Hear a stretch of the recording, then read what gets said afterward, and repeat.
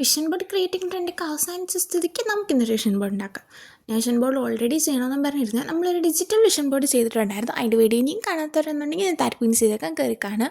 So ഞാൻ അല്ലാതെ ഒരു വിഷൻ ബോർഡ് ചെയ്യണമെന്ന് കുറേ നാളിന് വിചാരിച്ചു. ഞാൻ പ്രിൻ്റൊക്കെ എടുത്ത് വെച്ച് കട്ടൗട്ട്സ് എല്ലാം കട്ട് ചെയ്തെടുത്തു. ബട്ട് ഇങ്ങനെ ഞാൻ ഒരു വീഡിയോ കണ്ടപ്പോൾ ഒരാൾ വിഷൻ ബോർഡ് ചെയ്യുന്നു, അടുത്ത വീഡിയോ എടുക്കുമ്പോൾ അവർ വിഷൻ ബോർഡ് ചെയ്യുന്നു. ഫുൾ ഓൺ വിഷൻ ബോർഡിൻ്റെ ഒരു മയമായിരുന്നു. സോ അതൊക്കെ ഒന്ന് ഒതുങ്ങിയ സ്ഥിതിക്ക് നമുക്കിപ്പോൾ ഒരു വിഷൻ ബോർഡ് ചെയ്യാം. അല്ലാതെ ഇതിനി ഇപ്പോഴും ചെയ്തില്ലെങ്കിൽ അടുത്ത വർഷം ചെയ്യാൻ പറ്റത്തോളം എന്ന് എനിക്ക് തോന്നിയതുകൊണ്ടൊന്നല്ല, നമുക്കിന്നൊന്ന് ചെയ്യാം. ഇതിങ്ങനെ ഇരുന്ന് കാണുമ്പം ഭയങ്കര സിമ്പിളായിട്ട് തോന്നുമെങ്കിലും ഇതൊന്ന് ഒട്ടിച്ചെടുക്കാണ്ട് ഞാൻ പെട്ട പാട്. ഞാൻ എടുത്ത സമയത്ത് ഞാൻ അറിഞ്ഞില്ല എത്രത്തോളം കട്ടൗട്ട്സ് എടുത്തിട്ടുണ്ടെന്ന്.